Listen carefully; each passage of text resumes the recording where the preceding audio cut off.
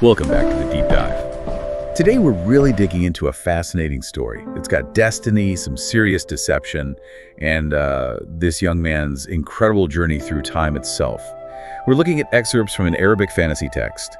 And what we've got here, it feels like more than just a plot, right? It's about someone finding their way, finding meaning. Exactly.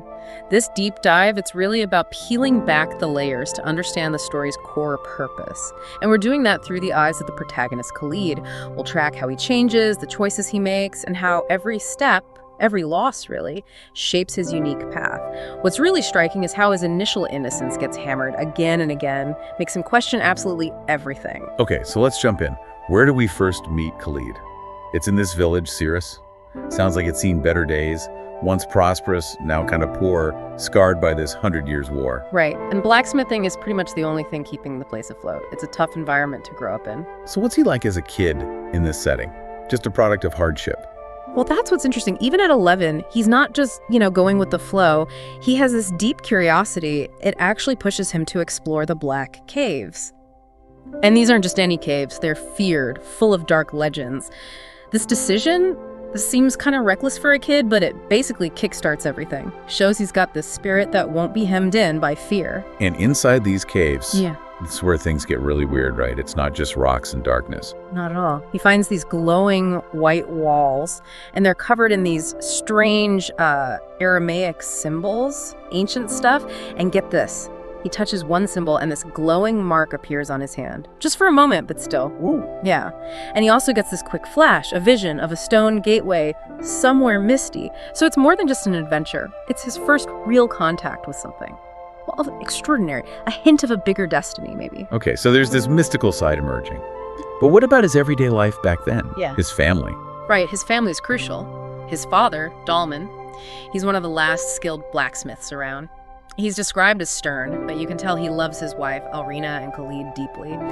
Dalman's skill is actually famous enough that the king, King Ziphanor, summons him to the capital, promises a big reward. Ah, the classic royal summons. So Dalman goes. He does, but here's a really telling moment about Dalman. The king offers him a permanent job at the palace, wealth, status, and Dalman turns it down. He insists on working from Sirus. Wow. He refuses the king. Why? It really speaks volumes, doesn't it? His loyalty is to his home, his family. It outweighs this huge opportunity. He negotiates to work from Sirus. It's a testament to his values, his core principles. That commitment to home and family, that must have shaped Khaled too, seeing that. Definitely. Even if he didn't fully grasp it then, that integrity was part of his upbringing. But this period of relative calm doesn't last. Right. This story takes a dark turn here. A very dark turn. Dalman returns from a trip, and Alrina, Khaled's mother, she's dead. Just gone. Oh man, he's still just a kid. How does he even cope with that? It hits him hard. He processes it with this profound silence, doesn't lash out, just internalizes this huge loss. And this period is absolutely key for shaping who he becomes. He starts working seriously with his father in the forge. It's like he channels that grief into learning the trade, into purpose. He gets stronger, more resilient. But you know that, Mark, the caves, they're still there, haunting him quietly. It's this quiet resolve born from sorrow. So years pass, Khaled grows up, becomes a strong young blacksmith alongside his father. But the outside world intrudes again, doesn't it? The king calls on Dalman once more. Yeah, this time it's about defense. There's a threat from Aztec tribes, apparently. King Ziphanor needs a powerful weapon. Dalman agrees, but he's very clear. This weapon is only for defense, no aggression. That's the condition. A condition the king agrees to. Seems so, at least initially. So Dalman, with some, let's say, indirect input from Khaled about these magic blue crystals he'd seen, he designs this unique cannon. But the project is just fraught with danger. And at least a disaster. Complete disaster. The first test firing. The cannon explodes violently, kills the wizard who was assisting, and Dalman is gravely injured. Oh no, not again. Yeah, and for Khaled, this is shattering. Any lingering wonder about magic, gone. Now he sees power, especially unchecked power, as purely destructive. It's directly hurt his father. His reaction must have been explosive too. Absolutely. He's enraged. He blames the king, he blames the weapon itself, and this outburst lands him in prison, thrown there by Minister Salamor. And while he's locked up, yeah, the worst happens. Yes. Dalman dies from his injuries, Khaled's second devastating loss. And this one feels directly tied to the king's demands, to this pursuit of power. It cements this deep sense of injustice in him. He feels helpless. You can see his character hardening here, shifting from that curious boy to a young man deeply scarred by the misuse of power. So he's lost his mother, now his father, feels betrayed by the powers that be. What happens next? How does he get out of this despair? Well, the trigger is something mundane almost. His village, Sirus, is suffering from drought. Desperate for water, Khaled starts digging a well. And deep down, he uncovers, you guessed it, the same symbol from the Black Caves. The Mark connection, what does he do? He touches it, and instantly, he's pulled through time, like physically yanked through a time gate. He lands in the capital city's palace, but in the past, long before his own time. Okay, this is huge. Time travel. This changes everything for him, for the story's purpose. Absolutely. This is where his path shifts dramatically. He meets the elder priest, Sirus, but a much younger version than any legend would speak of. And Sirus knows the mark. He identifies it right away. Calls it the Key of Immortality. Explains it connects to stargates, legacies of this ancient people, the Nyakia, who could manipulate time and space. The Nyakia sounds ominous. It is. And Sirus gives Khaled this unbelievable mission. Use the key, use his unique position in time to prevent the 100 Years' War, the very war that ruined his village. Prevent the whole war. That's a massive weight to put on him, especially after everything he's just been through. Colossal. And it means he has to navigate the past, specifically the royal court. Sirus helps him get into the capital. At a royal dinner, Sirus spins this story, pretends Khaled is just his assistant to keep his true identity and his mission a secret. Smart move. Court intrigue sounds dangerous. How does Khaled handle it? It's a real test for him. He's watching everyone, the fake smiles, the hidden agendas. He's learning fast. But then something shakes his trust in Sirus. He talks to the king Ziphanor of this past era, and Ziphanor reveals that a story Sirus told Khaled about Ziphanor murdering his love, Alianda, it was a lie.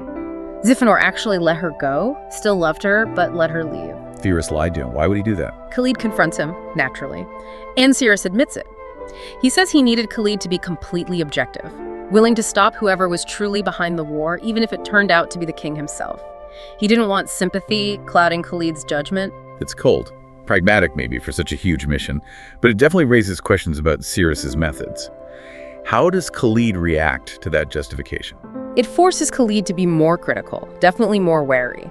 He starts to understand that the greater good can involve some morally gray choices. It makes him question the nature of his own purpose.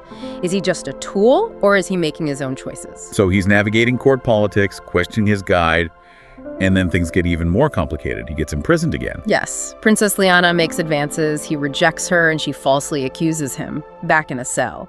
But this time, he finds an old coin. Not just any coin, I bet. Definitely not. He touches it, and boom, another time jump. But this time, it's a vision, taking him even further back. 50 years before the present past he was just in. What does he see in this deeper past? He sees the origin of the weapon that ultimately killed his father. He witnesses Ziphanor's father, the previous king, pressuring a much younger, more ambitious Sirus into creating the Ozark Spear, its purpose, to wipe out another civilization, the Nayudra. Sirus created that weapon. The one that caused so much devastation later. She did. And later, Sirus confesses this to Khaled.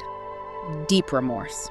He admits he was young, blinded by a desire for power he thought would protect his kingdom. Seeing this, hearing the confession, it profoundly affects Khaled. He sees the cycle of power, ambition, and destruction, and the long shadow of consequences.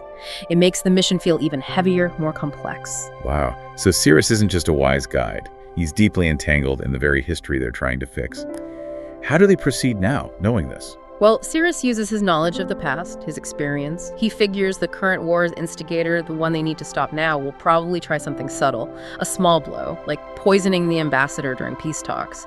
And their suspicion falls on Minister Salamor. Salamor again, the one who imprisoned Khaled. The very same. So they head to the meeting place, they make a plan. Khaled will sneak into the food storage cave to watch. And sure enough, Salamor shows up and attacks Khaled inside the cave. But Sirus is ready, jumps in, and uses magic to take Salamor down. Okay, so they got Salamor. Mission accomplished. Poison averted. Not quite, because deep in the cave, the real mastermind reveals himself. It's not Salamor, it's Minister Durem. Durem, another minister. Yes, but here's the massive twist. Durem isn't just a scheming politician. He reveals he's a Nyakia, one of those ancient beings Sirus mentioned. A Nyakia. What does he want? His motive is terrifyingly cosmic. He needs mass human bloodshed, the war, to fuel some kind of ancient, powerful spell. Not just for power, but apparently to destroy this world and open a gate somewhere else. The war isn't politics, it's a ritual sacrifice. That is insane. An ancient being orchestrating the whole conflict for a spell. How can Khaled possibly stand against that? This is where the mark comes in again. As Darum unleashes his magic, Khaled's mark flares up, instinctively creating this golden shield. It protects him, forces Darum the Niyaki to actually flee. He used the mark's power. Yeah. Consciously. It seemed instinctive, but it worked. It's the first time we see him actively channel its power for defense. It's like he's finally stepping into this identity. He quickly destroys the poisoned drink meant for the ambassador, preventing the immediate trigger for war. Incredible. He stopped the war, faced down an ancient being. What now? Does he go back to his own time? Sirus urges him to, yes. Warns him that Salamor will recover, and Darum is definitely not going to give up. It's too dangerous to stay. So Khaled uses the time gate again. But the return journey, it doesn't go as planned, does it? Not at all. He finds himself in a future, yes. A future where Sirus succeeded in uniting the kingdoms. It's called Arcanon now. Peace seems to reign. So, he succeeded. His mission worked. The fission worked, but the consequences. They're deeply personal and unexpected. He finds his parents, Dalman and Alrina. They're alive. They're well. That's amazing. It is, but there's a catch. A huge one. In this timeline, Khaled was never born. His actions prevented the circumstances that led to his existence. Instead, his parents have a daughter named Estera. He saved them, saved the world from that war, but erased himself in the process. Oh my God. He saved everyone but himself. He doesn't exist there. That's heartbreaking. How does he even process that? It's the ultimate paradox, isn't it? He has to confront this completely unique reality. He exists between times now, belonging nowhere, yet responsible for this peaceful timeline. He realizes the mark, his journey, has set him on a path entirely his own. So what does he do? Faced with being essentially a ghost in a world he saved. He embraces it. He accepts this strange, untethered existence. It solidifies his purpose. He's not just Khaled the blacksmith's son anymore. He's something. Right. More. A traveler, maybe a guardian. The story ends with him stepping through another gate, this one leading between the stars. His purpose has evolved beyond fixing one timeline. It's become something vast, cosmic. He's fully accepted this extraordinary self-defined role. Wow, okay. So, stepping back, looking at this whole arc, what's the big takeaway here? What's the core purpose of the story telling us through Khaled? I think it's showing that purpose isn't always neat or given. It can be forged through incredible hardship, through loss, through discoveries you never sought. Khaled's curiosity led him to a cave. Loss drove him to learn. Injustice pushed him to act, and his actions reshaped reality itself. Yeah, his initial curiosity really snowballed into something immense. It wasn't just about stopping a war in the end. It was about him understanding his own unique place in, well, existence. Exactly, and it highlights that sometimes fulfilling a purpose, even saving others, comes at a profound personal cost. His sacrifice wasn't just danger, it was his own identity, his own history. It shows that changing the past, it ripples in ways you can't predict or maybe even comprehend fully. A really powerful narrative. It leaves you thinking. For you, our listener, maybe consider this. How much of your own identity is tied to the specific timeline you live in? If you could alter one key moment in the past, what unseen consequences might ripple forward, changing the very you that exists today? Yeah, what's the true cost of changing destiny, not just for the world, but for yourself? Definitely something to chew on. We'll leave you with that thought until our next deep dive.